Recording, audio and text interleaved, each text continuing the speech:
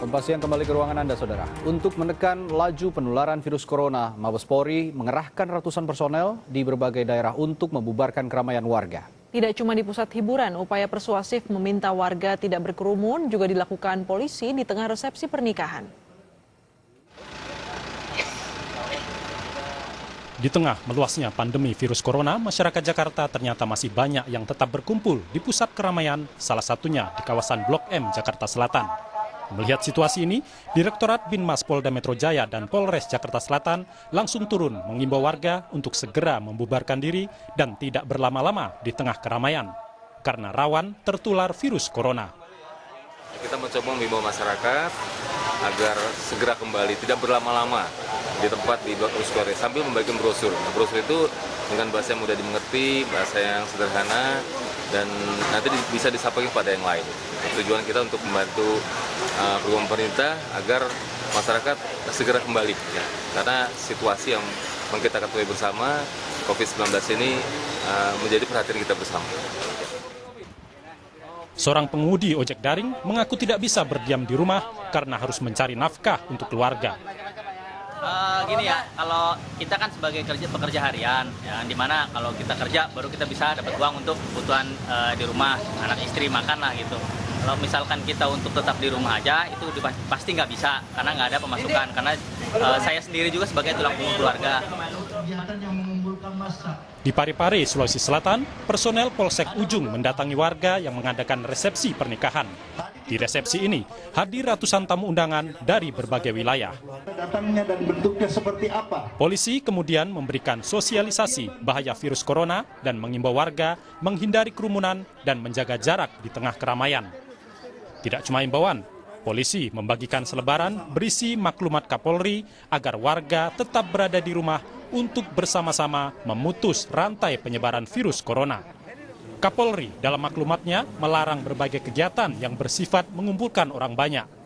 Meski mengedepankan upaya persuasif, jika warga mengabaikan imbauan personel di lapangan, mereka bisa terancam pidana. Jadi apabila ada masyarakat yang membandel, yang tidak memindahkan perintah personil yang bertugas untuk kepentingan negara, untuk kepentingan masyarakat, bangsa dan negara, kami akan proses hukum dengan pasal 212 KUHP. Virus corona terus meluas di berbagai wilayah di Indonesia. Hingga 23 Maret, kasus positif virus corona di Indonesia berjumlah 579 kasus. 30 orang dinyatakan sembuh dan 49 orang meninggal dunia. Tim Liputan, Kompas TV. Untuk membahas larangan berkumpul di pusat keramaian, kita telah terhubung dengan Ketua Komnas HAM Ahmad Taufan Damanik. Selamat siang, Pak Taufan. Selamat siang. Pak Taufan, apa tanggapan Komnas HAM setelah melihat ada larangan berkumpul untuk mencegah meluasnya virus COVID-19 ini? Jadi justru kami mengusulkan itu ya.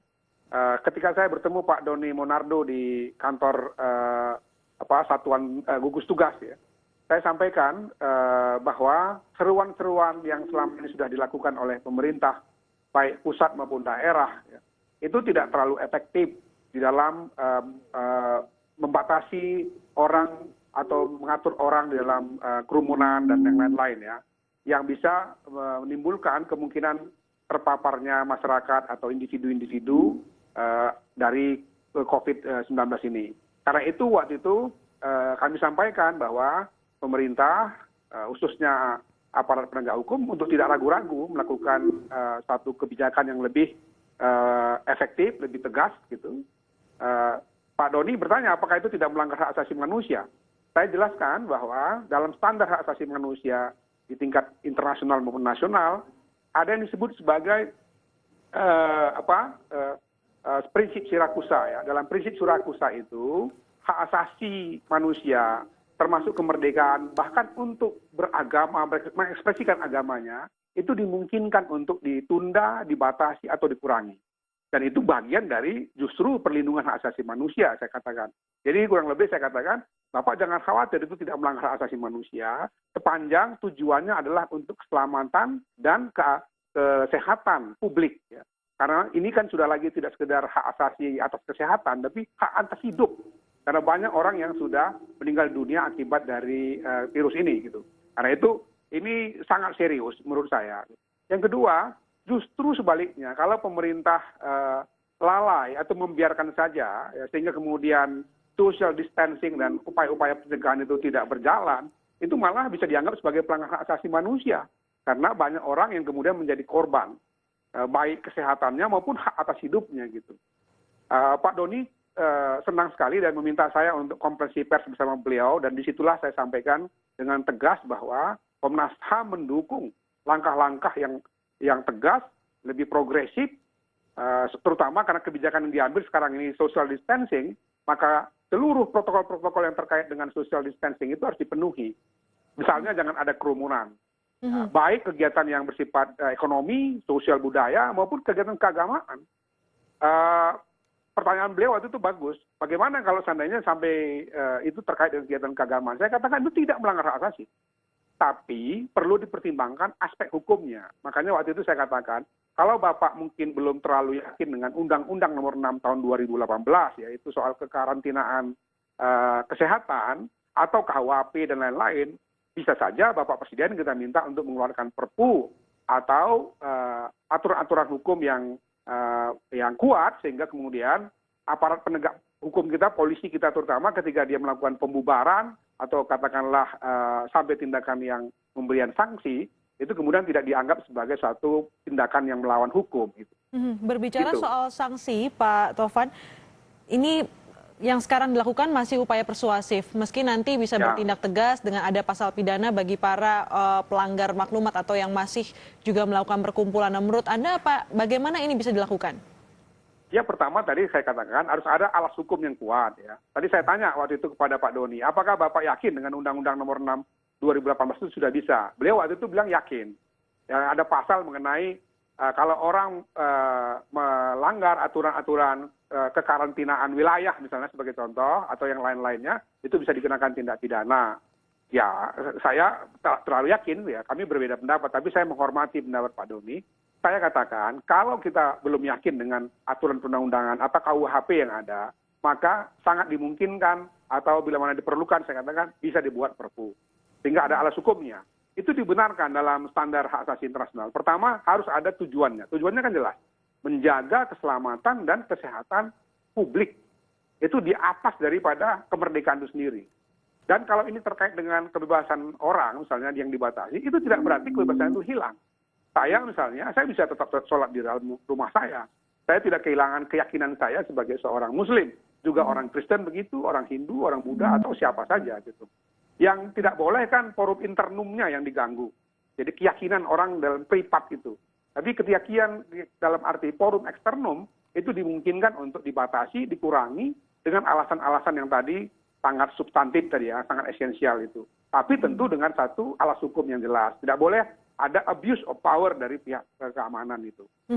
Yang penting juga untuk disoroti adalah tadi soal pelaksanaan setelah nantinya ada payung hukum atau alat hukum untuk menertibkan keramaian ini. Bagaimana menjaga para petugas ini di lapangan agar tidak berlebihan dan justru malah melanggar HAM, Pak Tovan? Ya, saya setuju ya.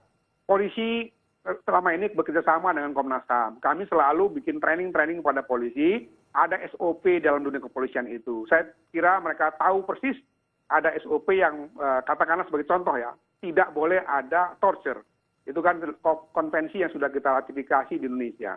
Jadi tidak boleh ada kekerasan, tindakan-tindakan yang merendahkan martabat manusia. Itu sudah menjadi standar.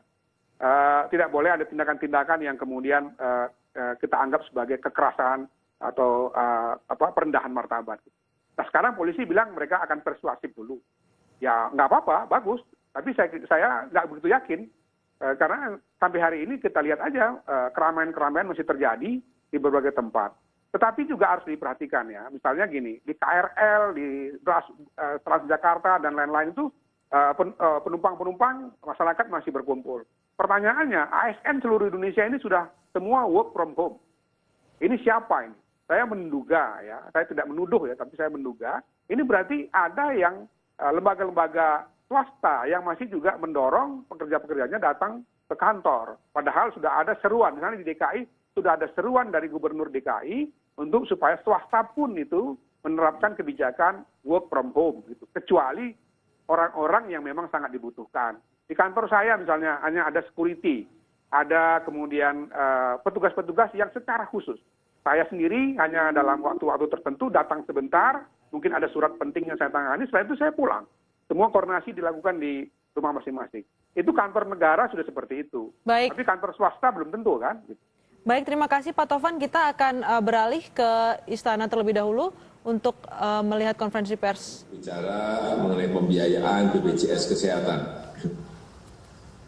Dalam menghadapi pandemi COVID-19, perlu saya ingatkan kembali bahwa tugas negara untuk menjamin pelayanan kesehatan pada seluruh warganya, pada seluruh warga negara Indonesia dalam sistem jaminan kesehatan nasional yang berfungsi secara penuh dan berkelanjutan.